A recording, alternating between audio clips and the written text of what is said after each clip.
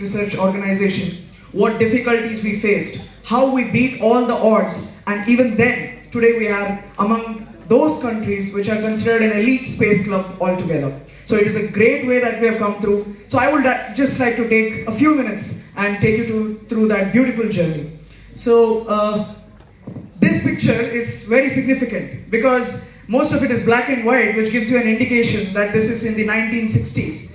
And the first picture here you can see is the great R. Aramavadan along with Dr. APJ Abdul Kalam. They are working on a rocket, and that rocket they're building it through their hand, and you would be surprised to know where they're actually building it.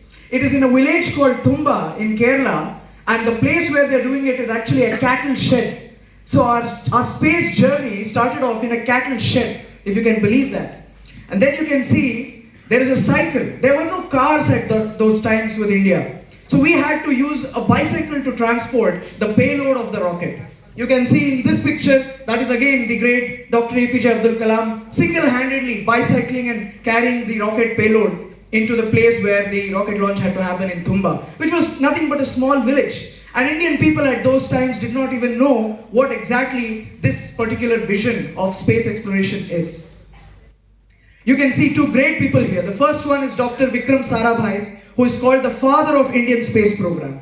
His vision is the single biggest reason why ISRO was established, and all the success that we have today should be directly attributed to him because he had this dream, this vision that he discussed with then Prime Minister Pandit Jawaharlal Nehru. He shared with him how he also wanted India to be among the elite space explorers, and that is how this all started. To the right you can see Homi Jahangir Baba, who was at his time a great physicist and mathematician, who also helped in realizing this big dream of ISRO that we see today, which today has crossed almost all limits, and we have been amongst those top 4 or 5 countries which have achieved numerous things in space. Again, you can see this is a very important photo because the first rocket that we launched was in Thumba in 1963. It was called the Nike Apache. And at those times, India did not have the capacity to launch its own rocket. So we actually procured a rocket from the United States. And then all we did is just assembled it in Thumba and gathered the villagers across to see India's first rocket launch. So you can see this is the Rohini 75, one of the first rockets again launched in India. That is Dr. Vikram Sarabhai with his team. And to the right you can see again R. Aramavadan, again a pioneer of Indian space along with Vikram Sarabhai. So these are pictures which are timeless, historic, and they can never be forgotten because no matter how big our dreams are today, our aspirations are today, this is where it all started. Again, that is Dr. APJ Abdul Kalam with Vikram Sarabhai, and this was the first launch in 1963. The first launch from Thumba, the village in Kerala, which today has seen the rise of the Vikram Sarabhai Space Center, a very well-established space center in that particular city. So yeah, this is the Vikram Sarabhai Space Center where it all started. Today we have a well-established rocket launching system there. We also have a control room, and there are many advancements that we have made in the space field today. So a brief history. I will not like to go to too much of history because here we are to celebrate the emotion that binds us all today as we celebrate the Chandrayan 3 Mahotsav. 1962, the Indian National Committee for Space and Research was established. A few events happened after that, and it was officially in 1969 that this organization got the name of Indian Space Research Organization, ISRO, which today has created historic records, as you will see in the future slides. So this is again very memorable because this was 1975. This was Aryabhatta, the first satellite that India launched, and I'll tell you, this was not launched in India again. This was launched with the help of Russia. So this was Aryabhatta. And when it was launched in Russia and it became a success, Indians got together and they were so happy that for the first time we have had such a big achievement in the space field. In fact, in 1966 and 1967, the Indian currency note had the picture of Aryabhatta printed, as you can see here. So that was a big achievement. Every household started to understand that there is an organization called ISRO in the country which is doing things in the space field for India. So that was the first satellite, Aryabhatta. And moving on, two years later, it was 1977 when India wanted to launch a communication satellite. And that communication satellite, it required a certain strange condition. That is, there had to be no metal parts while carrying the payload and the parts of the rocket. So when you require no metal parts in the vehicle carrier, you can't even use a bicycle. So the classic Indian jugaad came into picture. A bullock cart was used to carry the parts of the rocket from one part to another part. And this is again an example of how the small things where we started off from. We did not have an exquisite infrastructure in space. But we started off with a dream, with a vision, and the resilience and hard work is what has taken us to where we are today. This was in 1984, where we have this very famous personality, Captain Rakesh Sharma. He was the first Indian who, with the help of the Soviet Union back then, reached space. He was the first Indian to reach space. And then, in space, the then Prime Minister Indira Gandhi had a press conference with Captain Rakesh Sharma. And I still vividly believe, the video, it shows us, it is available to us today. She asked him, how is India looking from space? To which Captain Rakesh Sharma answered in one line, Sare Jahan se acha. So that was how he perceived India from space. Again, a great milestone in Indian space.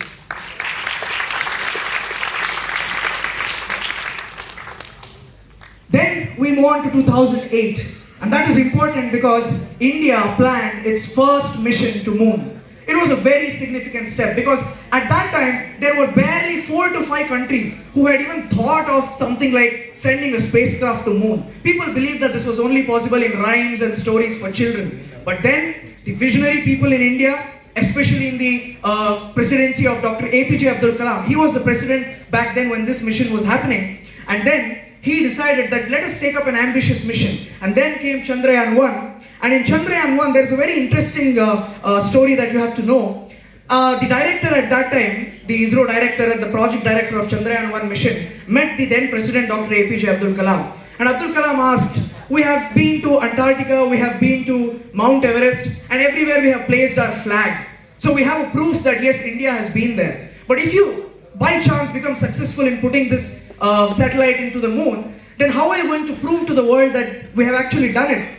So that was a question the director was startled by, and then in a very short time they decided that they will make something called the MIP, Moon Impact Probe, and that is what you can see in this picture. So that as soon as the spacecraft reaches moon, it is going to just shoot the Moon Impact Probe. So although 2008 Chandrayan 1 mission was not a complete success because we couldn't achieve what soft landing we wanted, but definitely the Moon Impact Probe crashed into the moon, which was the required result, and the whole world was aware that yes, India has indirectly touched the moon, and you will be startled to hear the achievements of Chandrayan 1 as we move on.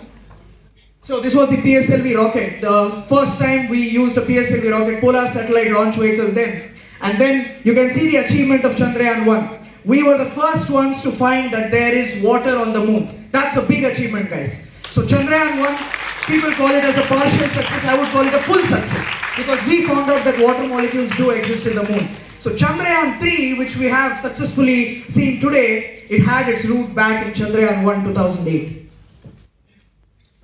The records that ISRO holds, it is unmatched. We are as equal to United States, China and Russia in this field. You can see 342 foreign satellite launches. There was a time when we used to go to Russia and ask them, can you please launch our satellite? Today, we have successfully completed that mission where even Russia couldn't become successful in that case. So this is how a journey is. From failure or from asking others to help us to today other countries approaching Indian Space Research Organization and asking us to put their satellites into space. 112 space missions, 82 launch missions.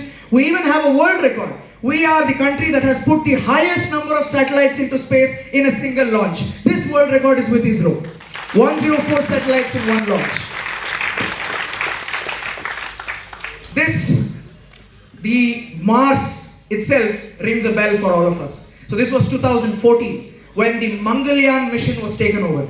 And then you can see the then ISRO chief Radhakrishnan with the then Prime Minister, even he's the Prime Minister even now, Honorable Narendra Modi ji. So this mission was probably the best mission that ISRO had planned up because very few countries had thought of going to Mars or landing a rover there or trying to explore Mars. And people believe that it will take at least 4 to 5 attempts. Minimum 4 to 5 attempts because this is such a high risk project. Let me just tell you how the present ISRO chief describes this project as. It is like as if you're taking a basketball in India and putting it to a basket in United States and then it exactly goes into the basket and falls there. That is the level of precision, technical difficulties, the complications and science that this project involves. But then, I'll tell you what happened. The total budget of this mission MOM that we call as the Mars Orbiter mission was 74 million US dollars. And there is this famous movie in Hollywood called Gravity, whose budget was $100 million. So, whatever we saw on the movie screen, that had more money than Mangalyaan mission, which had just 74 US dollars. It was the cheapest mission at that time to put the Mars orbiter into its orbit, and then it was a grand success. It was a grand success because there is another record that comes here that ISRO holds. That is, India is the first country to reach the Mars orbit in its first attempt. Another record for ISRO. You can see the Mars orbiter here. And then again, to celebrate, just like how Aryabhatta came into the currency notes, you can see that here in the Indian currency notes today.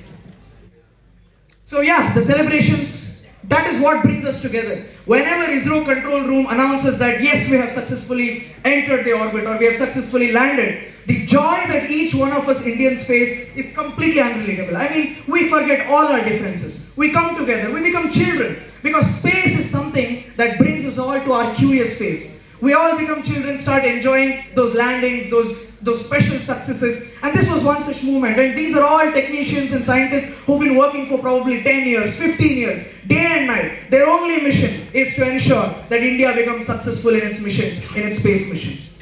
So this success means a lot to them and as well as to us citizens.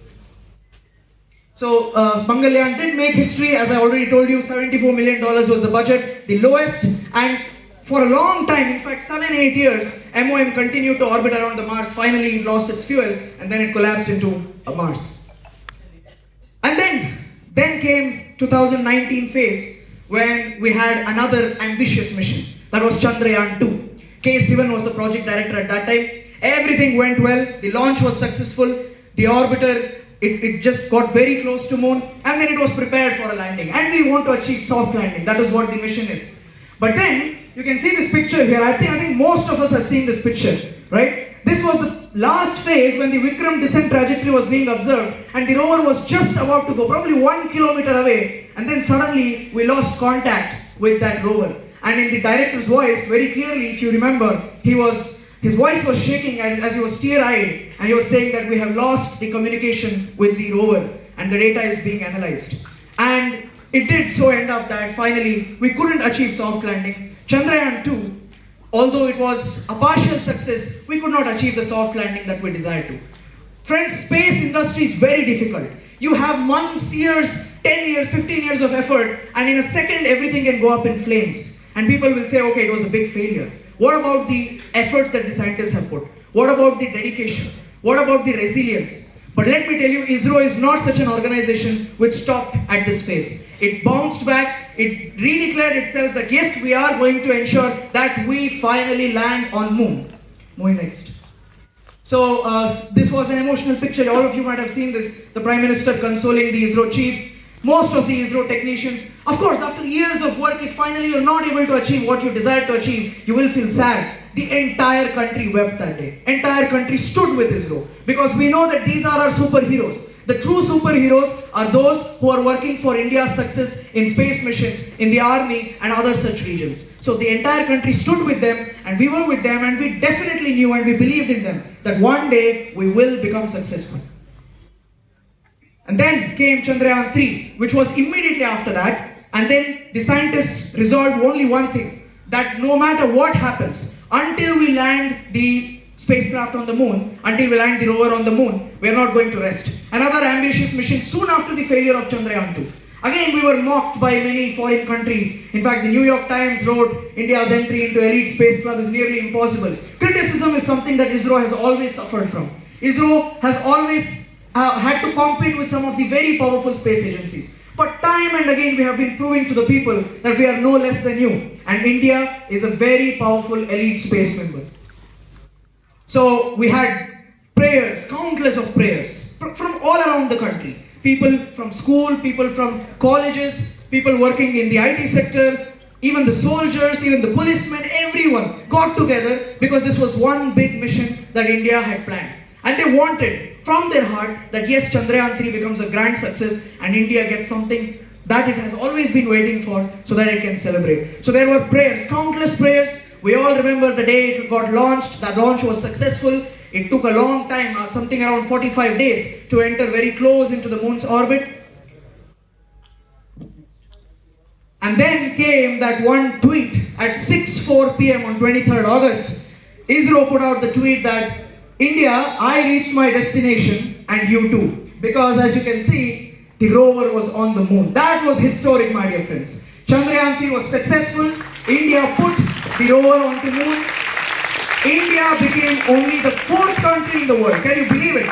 You know, United States and other countries during the World War, they got scientists from different places. From Germany, from Europe. They got them all and put them together in the United States, and that is why they're so powerful. But India started from the cattle shed. It started from the toilets as data receiving centers. Whatever we have built in ISRO, we have built it from the scratch. It is indigenous. So from there, this is where we are reached. And I can proudly say today, as we sit here, India is on the moon, my dear friends. India is on the moon.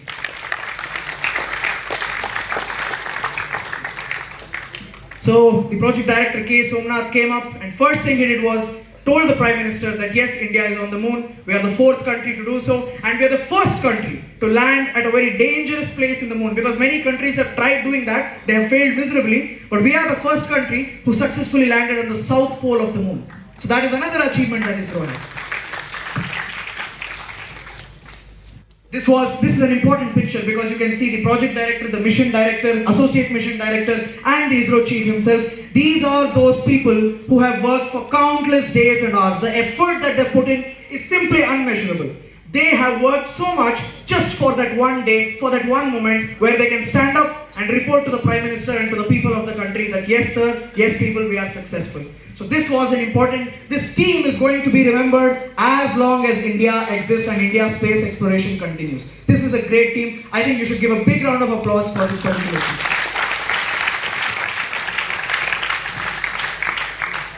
So the celebrations, did we all celebrate? In fact, even here at IIT Dhanbad, we were here, the director sir was also here, we all saw this live. And the moment it touched down, the celebrations that we had, that joy that we felt as Indians, it is simply undescribable in words. That was a moment that we all will cherish and remember forever. And in the future, we are going to tell our children, our friends, that yes, we were there that day, we saw it live, we saw history being created live. And it would be even more amazing if we say that in my college at IIT Dhanbad, I saw India creating history, India landing on the moon. So yeah, just like us, there were many children all around the country, they were there. Again, more celebrations. There is no end to the celebration that we had that day. From Kashmir to Kanyakumari, everyone had just one feeling, that is rejoice, because India had finally achieved a very historic feat. Next. So yeah, this picture is very symbolic because we are now on the moon. We are only the 4th country to do so. And this mission is going to impact all of us. Every one of us is directly linked with this mission because ISRO is now going to have further studies in space, in the moon, which is going to increase our role in the space exploration program. And we are now going to communicate with NASA and other such space agencies so that we can see if there are further possibilities on the moon. What about water? What about life? So this scientific advancement is very, very important for every country, and India is now there. So as we talk about the moon, it's no more just limited to the moon, because 3 days ago, ISRO launched Aditya L1 mission, and we are now heading towards the sun. So ISRO is not stopping. Aditya L1 launch is successful, and in probably 140, 150 odd days, we are going to enter the halo orbit of the sun. So the moon is done, it's now time for the sun. ISRO doesn't have anything to stop. So this mission is also going to be very successful because the team that has worked behind this is, again, it has been working since probably 8 to 10 years. That's a big amount of time, and they're all working so that Aditya L1 mission gets successful. So this launch happened very recently. Another mission that ISRO is looking at is to send its first manned mission to moon. That is a physical person actually going on to the moon. So this Gaganyaan mission is getting ready. In a few more years or a few more months, the mission is going to take off. Again, a very ambitious mission that is going to put ISRO on the top, because there is again very limited set of countries that have achieved something like this, sending a man to moon. So I think this will sum it all up. Cycle se Chan. It's something that might feel like just one line, but the efforts that have been behind it, the journey that they have had, the scientists, and with them, all of us. Whenever the control room says T-10, T-9, 8, 7, and then 3, 2, 1, don't we all feel that curiosity, that anxiety, what is going to happen? That is why space brings us all together. That is how ISRO brings us all together. It binds us together as Indians, irrespective of our differences. We all have just one thing in our mind. This is my country, India. I love it, and I want its space mission to become successful. I stand with my scientists. I am there with their efforts. I acknowledge them. That is how we grow as a country. That is how we become better members of the space elite club that we are talking about. So Cycle Se Chand Tak, it's a huge journey and it's not going to stop. It has only started. We have the sun, we have other planets. We might one day become something. We might get into a different solar system. Everything is possible as long as we believe in ourselves and don't let failures set us back. ISRO has failed numerous times, but it has always bounced back. This is the story that I wanted to tell you. This is the beauty of ISRO, which started off in a very small scale, and today it has become the top space organization of the world. So, thank you, friends. I'm Sushant Chedar Sharma from Literary and Debating Club, and this was the story of ISRO. Thank you so much for being here.